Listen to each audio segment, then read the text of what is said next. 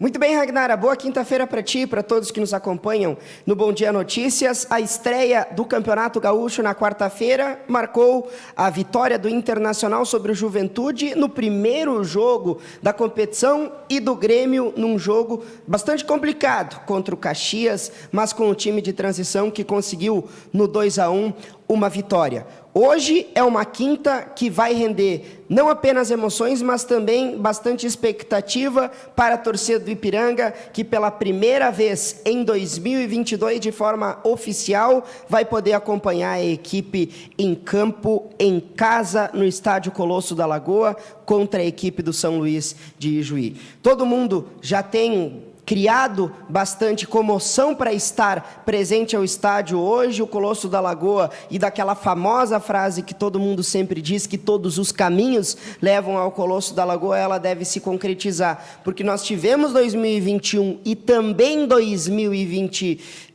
um ano que foi bastante conturbado em relação à pandemia e que teve, sim, uma ausência da torcida e do público às arquibancadas, principalmente em 2020, porque em 2021 nós tivemos naquela reta final do Campeonato Brasileiro esse retorno. Mas 2022 está marcado sim para começar com o gauchão, com torcida e com apoio, e nós queremos ver isso, ver o apoio da torcida do Ipiranga no estádio. É um jogo bastante complicado, sim, contra o São Luís de Ijuí. Todo mundo sabe que o gauchão tem Grêmio Internacional, que estão em outra prateleira, são gigantes, clubes gigantes no campeonato brasileiro, nacionalmente são equipes muito fortes, e Grêmio Internacional são clubes mundiais. Não vamos querer comparar Grêmio Internacional nesse momento com clubes do interior. Quem chega um pouco melhor? Posso dizer que Juventude e Caxias, que jogaram ontem, e nós vamos falar um pouco a esse respeito.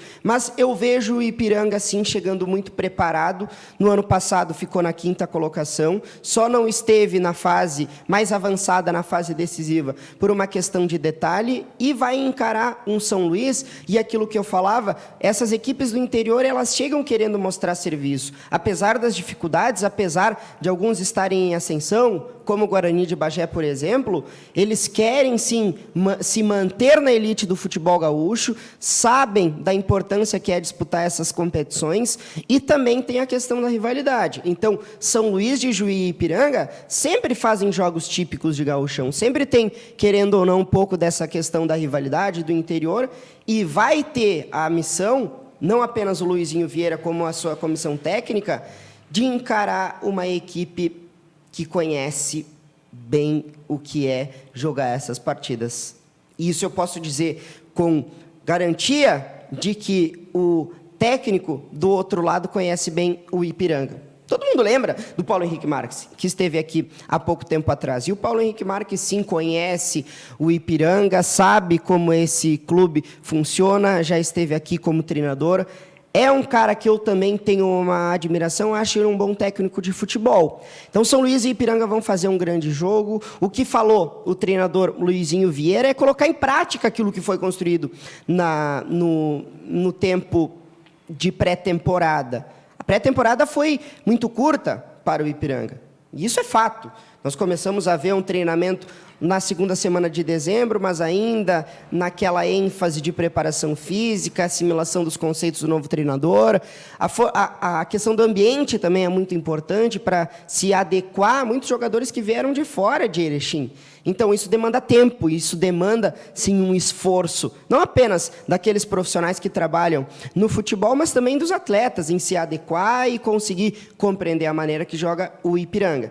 Então, esse momento de pré-temporada foi curto, mas também foi muito eficiente, porque o Ipiranga conseguiu, em janeiro, fazer 4 amistosos, o último contra o Caxias, um adversário direto naquilo que busca o Ipiranga, o objetivo em estar na semifinal. Então, o que o técnico preza? É conseguir colocar esses conceitos, conseguir colocar a forma de jogar no time titular dentro de campo na noite de hoje. Vai ter aquela ansiedade da estreia, a primeira apresentação diante do torcedor também, mas tanto o departamento de futebol como a comissão técnica e a direção do clube têm deixado essa missão, expôs que essa realmente vai ser a missão, que é chegar na fase decisiva, estar brigando no topo da tabela.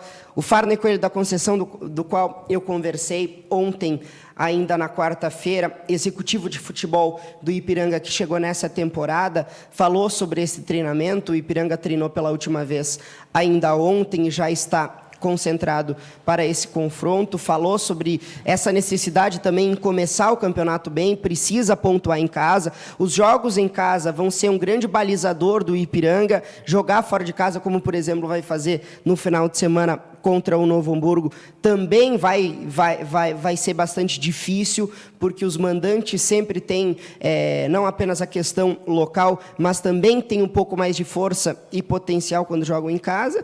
E a postura do Ipiranga vai ser uma postura daquilo que nós vimos na pré-temporada. Para quem não viu o Ipiranga jogar ainda, podem confiar que vão ver uma bela apresentação, uma boa partida jogando em casa. E o Farney da Conceição, que é o executivo de futebol, falou sobre isso.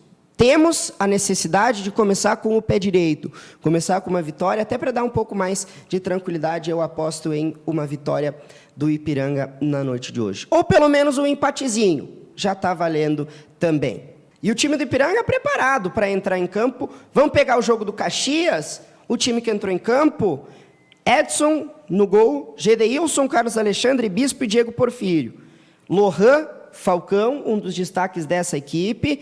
Luiz Felipe, Eric, Mateuzinho e também o Rodrigo Carioca, que todo mundo tem esperado bastante. Esses foram 11 que entraram contra o Caxias?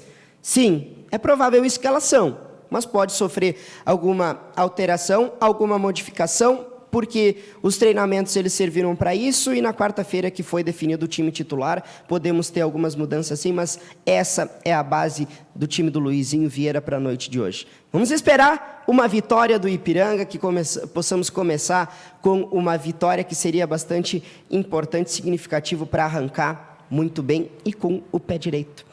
Muito bem, Ragnara, e eu vou dizer que Grêmio e Internacional também estiveram ontem numa missão difícil, que foi estrear. O Internacional, que abriu na tarde de ontem, às 16 horas, no estádio Alfredo Jaconi, em Caxias do Sul, o Campeonato Gaúcho, Gauchão, edição 2022, e fez uma partida que deu para dizer que rendeu alguns olhares, como Bosquilha, por exemplo, que, escanteado no ano passado, chegou até a ser chamado de enganador, e rendeu um pouco...